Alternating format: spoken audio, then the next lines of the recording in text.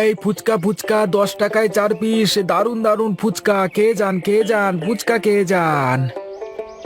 কি ব্যাপার? কি হয়েছে লোকজনদের আজ? আজকে 1 সপ্তাহ হয়ে গেল, একটা টাকাও কেনা বেচা নেই। এভাবে চলতে থাকলে তো সংসার চালানো মুশকিল হয়ে যাবে। ওই তো কয়েকটা মেয়ে এদিকে আসছে। দেখি দেখি ফুচকা খায় কিনা। হ্যাঁ, দামটা আরেকটু কমিয়ে বলি। এই দেখে যাও, খেয়ে যাও খেয়ে যাও ফুচকা। এই 5 টাকায় 4টে, খেয়ে যাও খেয়ে যাও। এই চল চল, 5 টাকায় 4টে ফুচকা খেয়ে আসি গিয়ে। না না, এত সস্তা ফুচকা খাওয়া যাবে না। 5 টাকায় 4টে ফুচকা দিচ্ছে মানে ফুচকাতে নিশ্চয়ই কোনো ভেজাল আছে। এ ফুচকা খেলে অসুস্থ হয়ে পড়বো। তোরা যাস না ওই ফুচকা খেতে, চল আমরা পাশের দোকান থেকে গিয়ে আইসক্রিম খাই।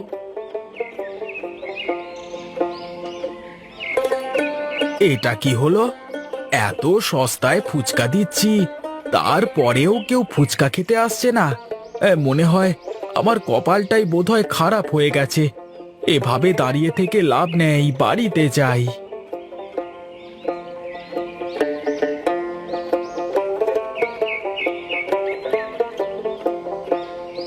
কি ব্যাপার, কি হয়েছে তোমার?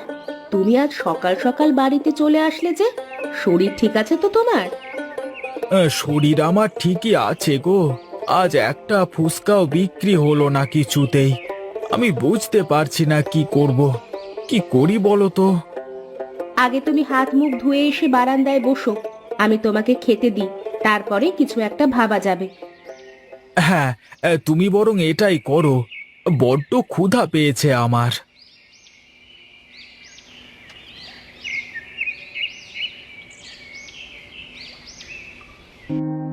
ঘরে চাল ডাল সবই তো শেষ।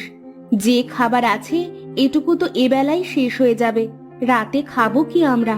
যা হোক, এখনকার মতো খাবারগুলো তাকে দিই, পরে যা হবে দেখা যাবে।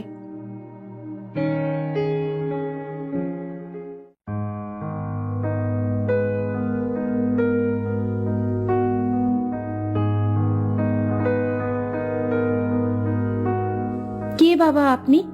আপনাকে তো আগে কখনো এই এলাকায় দেখিনি। আমার কোনো ঘর বাড়ি নেই রে মা।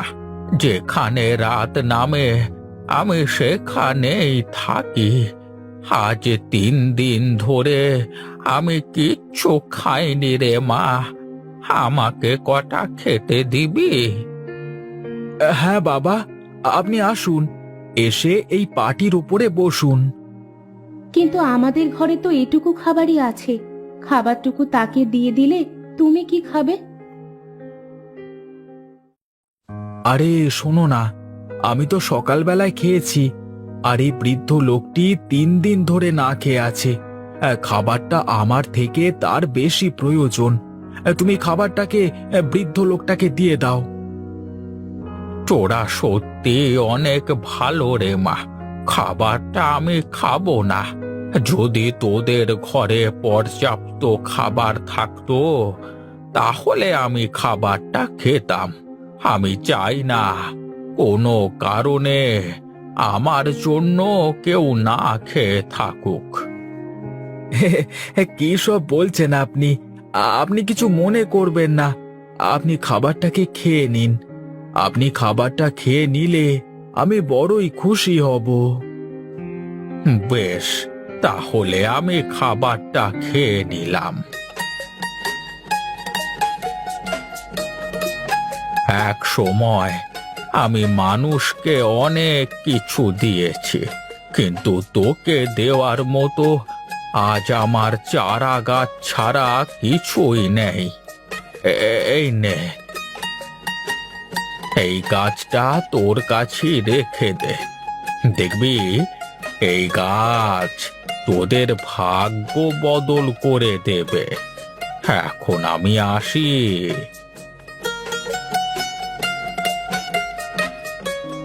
কি গো, তুমি সবটুকু খাবার বৃদ্ধ লোকটিকে দিয়ে দিতে পারলে?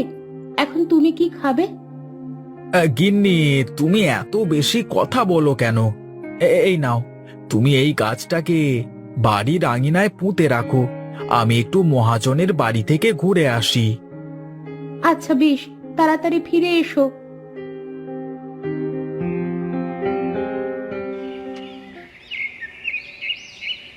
ওই দেখুন মহাজন বাবু, কে যেন এদিকে আসছে। আজ অনেক দিন পরে মনে হয় একটা মুরগি পাওয়া যাবে। আসতে দে বেটাকে। বেটাকে এক গাদা টাকা দিয়ে দেব, যাতে শোধ করতে না পারে। আর শোধ না করতে পারলেই তো বাড়ি ঘর সব আমার।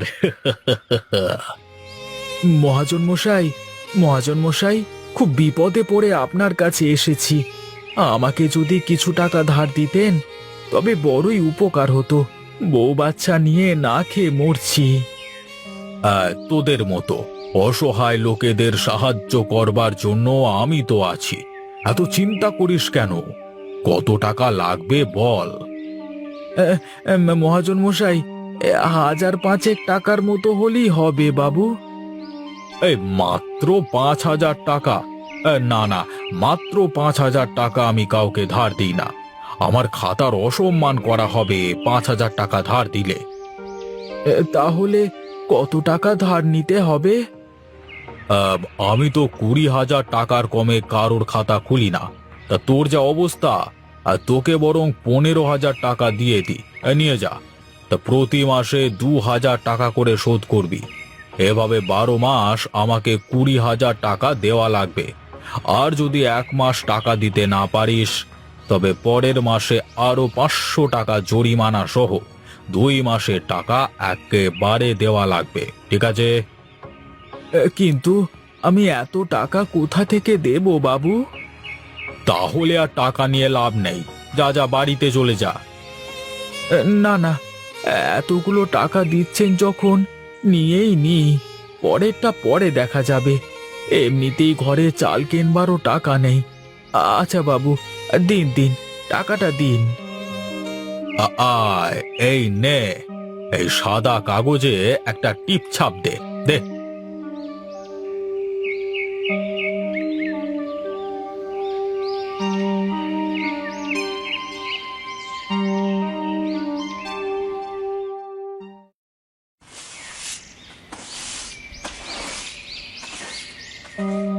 গোপাল, গোপাল, কোথায় তুই?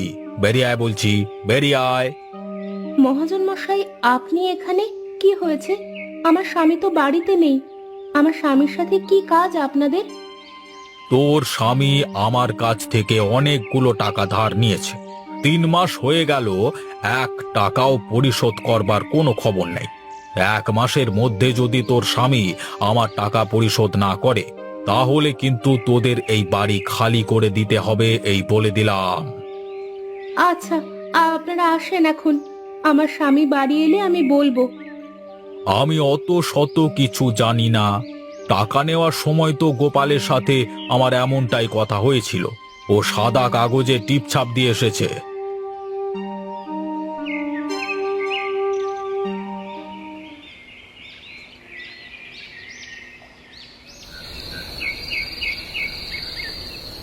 আমরা কি করব এখন বলো তো? জমিদারের লোকজন এসে একদম হুমকি দিয়ে গেছে। বলেছে যে যদি টাকা না দিই তাহলে বাড়ি খালি করতে হবে।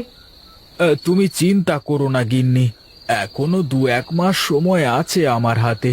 আমি এর মধ্যে যে কোনো একটা ব্যবস্থা করে টাকাটা দিয়ে দেব। যে টাকা ধার নিয়েছিল সেই টাকা তো প্রায় শেষের দিকে। এই টাকা ফুরালে কিভাবে চলবে আমাদের? তার উপরে যদি ধার শোধ করতে না পারো, তাহলে তো বাড়ি থেকে বের করে দেবে মহাজনের লোকেরা। তুমি কোনো চিন্তা করো না, একটা না একটা ব্যবস্থা দেখবে নিশ্চয়ই হবে। অনেক রাত হয়ে গেছে, এখন ঘুমাও তো দেখি। হ্যাঁ চলো, ঘুমিয়ে পড়ি।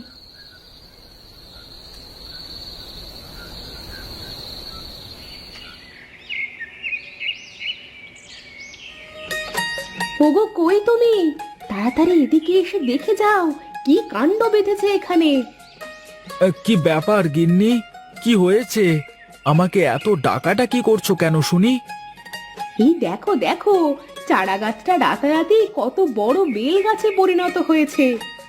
তোমার মনে আছে, ওই বুড়ো বাবা বলেছিল গাছটা নাকি আমাদের ভাগ্য পরিবর্তন করে দেবে। তা তো মনেই আছে, এখন যদি বুড়ো বাবার কথা মতো গাছটা আমাদের ভাগ্য পরিবর্তন করে দেয় তাহলে ভালোই হবে। কিন্তু এটা তো বেল গাছ।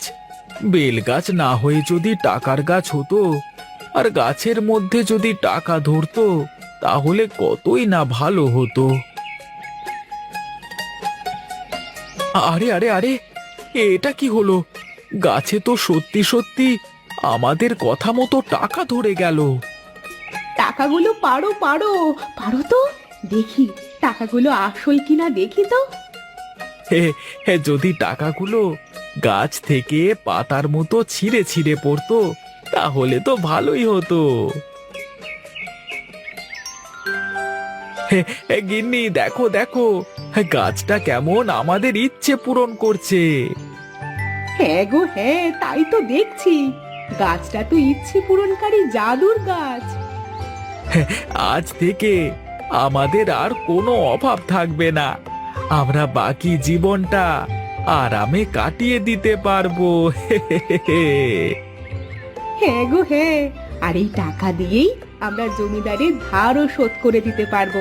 আমাদের আর কেউই বাড়ি থেকে বের করে দিতে পারবে না।